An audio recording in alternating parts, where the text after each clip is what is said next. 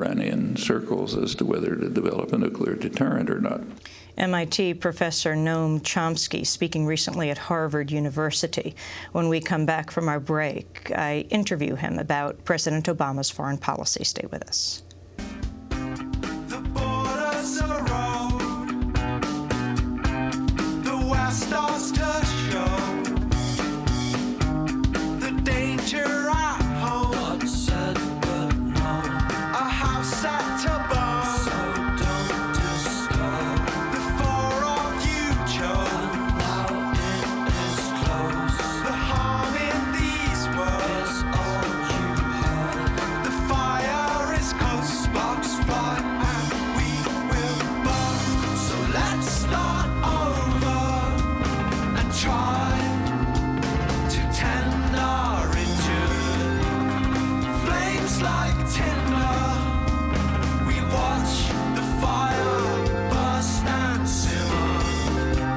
The borders erode. These friends are foes. The harm in these words is all that you heard. Flames Like Tinder by Post-War Years here on Democracy Now!, democracynow.org, The War and Peace Report. I'm Amy Goodman. As we return to Professor Noam Chomsky, I interviewed him at the Harvard Memorial Church in Cambridge, Massachusetts. I began by asking him for his assessment of President Obama's foreign policy. When Obama came into office, or when he was elected, one high Bush official, I think it was Condoleezza Rice, predicted that Obama's foreign policy would be a continuation of Bush's second term. The first and second term of Bush were quite different. I mean, the first term was, aggressive, arrogant, just kicking the world in the face, even allies. And it had such a negative effect, this is an action as well as manner, that U.S. prestige in the world sank to the lowest point it's ever been. Now, that was really harmful to the interests of those who actually set foreign policy, business world, corporate interests, state planners, and so on. So there was a lot of criticism of Bush right from the mainstream in the first term. Well, the second term was somewhat different. For one thing, some of the most extreme figures were kicked out. Rumsfeld, Wolfowitz, a couple of others were sent off to pasture. They couldn't get rid of Cheney because he was the administration, so can't dismantle it. But a lot of the others went, and the policy shifted more towards the norm, to the more or less centrist norm. And little talk about negotiations, less aggression and so on, and a more polite attitude toward allies, so that it was more acceptable, and fundamentally didn't change, but it was more acceptable. And this prediction was that that's what Obama would do. And I think that's pretty much what happened. In fact, there's a pretty interesting characterization of this, which sort of captures it, I think, pretty well. It's anachronistic, but I think it applies. Back in 1962, at the time of the Cuban Missile Crisis, when the world really was coming, dangerously close to a nuclear war, which would have been sort of the end. Most dangerous moment in history, Arthur Schlesinger called it, Kennedy's advisor.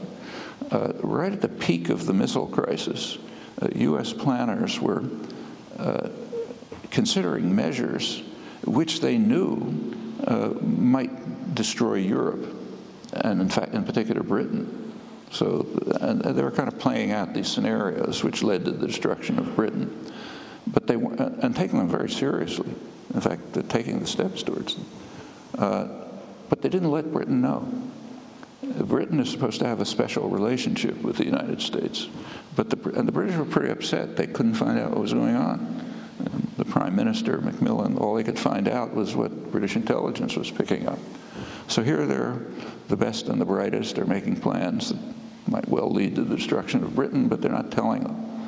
At that point, a senior advisor, I think it was probably Dean Acheson of the Kennedy administration, entered the discussion, and he defined the special relationship. He said the special relationship with Britain means that Britain is our lieutenant. The fashionable word is partner. And the British, of course, like to hear the fashionable word. Well, that's pretty much the difference between Bush and Obama. Bush simply told him, you're our lieutenant. You do what we say or you're irrelevant. In fact, that's the word that I think Colin Powell used at the UN. Do what we say or you're irrelevant. You're just our lieutenant and forget about it. But they don't like to hear that. What they like to hear is that you're our partner. You know, we love you. And then back in secret, we treat you as our lieutenant, but that's okay. And I suspect that that's the main difference. What about the anti-war movement in the United States? You've long been a participant in it, very active in Vietnam right up until today. But where do you see it in relation to the person that many of them devoted tremendous efforts to elect? Well, you know, actually, my view, which is not the standard one, is that the anti-war movement is far stronger now than it was in the 60s. In the 1960s, there was a point, you know, 1968, 69, when there was a very strong anti-war movement against the war in Vietnam. But it's worth remembering that the war in Vietnam started, an outright war started in 1962. And by then, maybe 70 or 80,000 people had already been killed under the U.S. client regime. But in 1962, Kennedy really opened an outright war. You know, sent the American Air Force to start bombing South Vietnam under South Vietnamese markings, but everybody knew. It was even reported. Authorized napalm, authorized chemical warfare to destroy crops and ground cover. Started the programs which drove ultimately millions of people from the countryside into what amounted to concentration camps to try to, the words were, to protect them from the guerrillas who the government knew perfectly well they were supporting. The same kind of things you read now in Afghanistan if you bother to read the fine print about the conquest of Marja. But we had to drive them into concentration camps to protect them from the people, the guerrillas they were supporting. That's a war. You know, it's a serious war. Protest was zero, literally. I mean, it was years before you could get any sign of protest.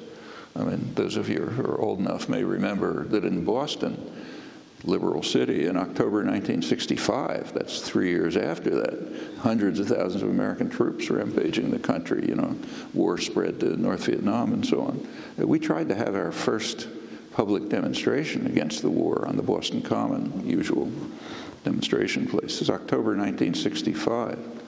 I was supposed to be one of the speakers. Couldn't say a word. It was broken up, you know, violently. A lot of students marched over trying to break it up. Hundreds of state police there. The next day, the Boston Globe, most liberal paper in the country, you know, devoted its whole front page to denouncing the demonstrators, not the ones who were breaking it up. You know, a picture of a wounded soldier in the middle, that sort of thing. Well, that was October 1965, you know, hundreds of thousands of troops there, war escalating beyond. Well, finally, after years, in 1968, you got a substantial anti-war movement, 67, 68. By then, South Vietnam was gone. It was virtually destroyed. And the same was true of much of the rest of Indochina. Well, the war did go on for a long time with horrible effects, and we were unwilling to face the fact, even to report the fact. But nevertheless, the anti-war movement did have an effect very late. Or compare Iraq.